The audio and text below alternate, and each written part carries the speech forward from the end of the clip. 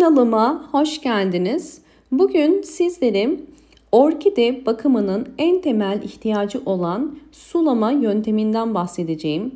Özellikle orkidelerin çiçek açması, yaprak çıkarması ve kökler çıkarması sizlerin yapmış olduğunuz doğru sulamayı ile direkt bağlantılıdır.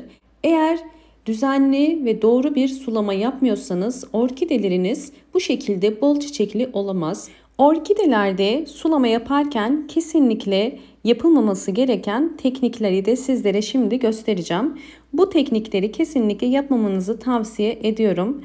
Bakın elimde böyle bir orkidem var. Hemen birinci teknik ile göstermek istiyorum. Orkideyi yukarıdan sulama. Orkideyi yukarıdan bu şekilde eğer suluyorsanız bu yanlış bir sulama tekniğidir. Bu şekilde orkide yaprakları direkt gördüğünüz üzere suyu çekiyor. Diğer ikinci sulama tekniği ise orkideyi çeşme altında yıkama. Bu şekilde de gördüğünüz gibi yaprak aralarına ve gövdeye tamamıyla su giriyor. Bu şekilde orkidenin su ihtiyacı kesinlikle karşılanmıyor. Bakın görüyorsunuz yaprak aralarında bu şekilde sular birikiyor ve orkideniz sabahtan akşama kadar bu şekilde kaldığı zaman ne gibi problemlerle karşılaşırsınız? Özellikle bunu da belirteyim. Orkidenizi eğer bu şekilde sürekli suluyorsanız bu sulama sonucunda yaprak aralarında ve gövdede su biriktiği için kısa sürede orkidenizin yaprakları sararmaya başlar ve orkideniz mantar hastalığına yakalanır.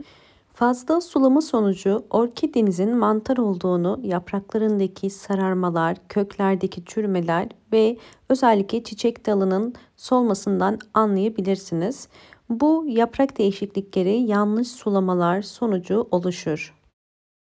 Bu yüzden sulama yaparken mutlaka orkidenin bakın bu gövde kısımlarını bir peçete ile kapatmanızı tavsiye ederim. Bu şekilde böylelikle sulama esnasında orkidenizin gövdesine su girmemiş olur ve böylelikle orkide yapraklarının arasında biriken fazla suyu da bir peçete ile almış oluyoruz. Hem üstten sulama tekniğinde hem de çeşme altında orkideyi yıkayarak sulama tekniğinde orkide ihtiyacı olan sudan çok daha fazlasını almış oluyor ve bu da orkidenin maalesef gövde çürümesine sebep oluyor. Orkideleri ne zaman sulamak gerekiyor ve hangi sıklıkla sulamak gerekiyor? Orkidenin suya ihtiyacının olduğunu nasıl anlayabiliriz? Şimdi sizlere bunun çok pratik yönteminden bahsedeceğim. Bildiğiniz üzere orkidelerde iki çeşit kök var. Bir bu şekilde hava kökleri, bir de saksı içerisindeki kökler. Bakın görüyorsunuz. Orkidenin suya ihtiyacının olduğunu her zaman saksı içindeki köklere bakarak yapıyoruz. Kesinlikle hava köklerine göre sulama yapmayın. Çünkü hava köklerinin rengi her zaman bu şekilde beyazdır. Eğer saksı içerisindeki kökler bakın bu şekilde yeşil renginde ise bu orkidenin suya ihtiyacı yoktur. Sulama yapmayın. Rengi, orkidenin kök rengi bize sulama zamanını gösteriyor. Eğer orkidenin kökleri bu şekilde beyaz ya da gri renginde ise orkidenin suya ihtiyacı var demektir ve orkidenizi mutlaka sulamanız gerekiyor. Eğer orkidenin kökleri bu şekilde beyaz ise daha fazla bekletmeden sulama yapın. Çok fazla bekletirseniz bu şekilde köklerinde çekilme olur. Hemen şimdi sizlere orkideleri doğru sulama tekniğini göstereceğim.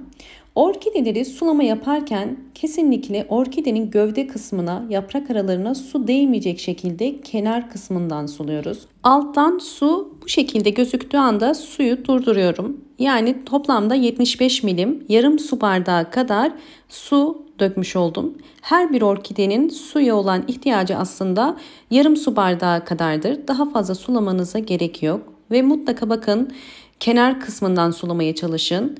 Kesinlikle gövde kısmına doğru suyu dökmemeye çalışın. Bu çok önemli bir püf nokta. Suyun içerisinde bekledikçe bakın görüyorsunuz kök rengi değişmeye başlıyor. Videomu eğer buraya kadar izlediyseniz ve beğendiyseniz hemen beğen tuşuna basıp kanalıma da eğer abone değilseniz bana destek olmak için abone olabilirsiniz. Bakın gördüğünüz üzere orkidenin kökleri suyun içerisinde kaldıkça artık kökler yavaş yavaş tamamen beyaza dönmüş oluyor. Bu şekilde bütün kökler sulanmış oldu.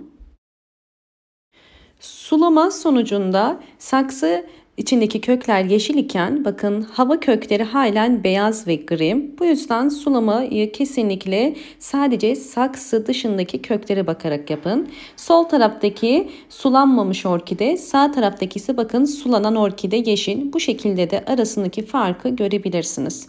Şimdi sizlere ikinci orkide sulama tekniğinden bahsetmek istiyorum. Bu sulama tekniği daldırma yöntemiyle bir sulama. Burada da yine dikkat etmemiz gereken püf noktalar. Ben bu yöntemi çok fazla kullanmıyorum. Bu şekilde sulamada orkideyi bir kase dolusu suyun içerisine oturtuyoruz. Bakın kökleri beyaz ve şu anda artık suya ihtiyacın olduğunu gösteriyor ve kasenin içerisine oturttum. Eğer orkidelerinizi bu şekilde sulama yapıyorsanız en fazla 10 dakika bu suyun içerisinde kalması gerekiyor. Eğer 10 dakikadan daha fazla 1 saat ya da akşama kadar kalırsa orkide ihtiyacı olandan çok daha fazla su almış olacak. Ve bu da orkidenin toprağında çok fazla ıslaklık olduğu için hemen hızlı bir şekilde köklerin çürümesine sebep olacaktır. Bu yüzden 10 dakika beklettikten sonra mutlaka orkidenizi bu şekilde çıkararak bakın alt tabağına koyun ve böylelikle fazla biriken suyu da dökmüş olursunuz. Orkidelerinizi sulama yaptıktan sonra mutlaka bol ışık alan bir pencere kenarına koyun ve özellikle pencereyi de bir yarım saatliğine yukarıdan açarak orkidelerinizi havalandırın. Bu da yine önemli bir püf nokta. Doğru sulama sonucunda orkideleriniz bu şekilde bol bol yeni kökler, aktif kökler ve özellikle sağlıklı köklere sahip olur. Doğru sulama hem kökleri etkilediği gibi hem de orkidenin yeni yapraklar ve sağlıklı yapraklara, daha parlak, daha canlı yapraklara sahip olmasına, orkidelerinizin bol bol çiçek dalı çıkarmasına yardımcı olur. Umarım bu anlattığım bütün püf noktalar sizler için faydalı olmuştur. Eğer videomu buraya kadar izlediyseniz ve beğendiyseniz hemen beğen tuşuna basıp kanalıma da abone değilseniz bana destek olmak için abone olabilirsiniz. Bol bol yorumlar yapıp yorumlar kısmına da sorularınız varsa sorularınızı eklemeyi unutmayın. Eğer yeni videolarımdan haberdar olmak istiyorsanız sağ köşedeki zil sesini açık konuma getirmeyi unutmayın. Zil sesini açık konuma getirirseniz bütün yeni videolarımdan haberdar olabilirsiniz. Hoşça kalın, sağlıkla kalın.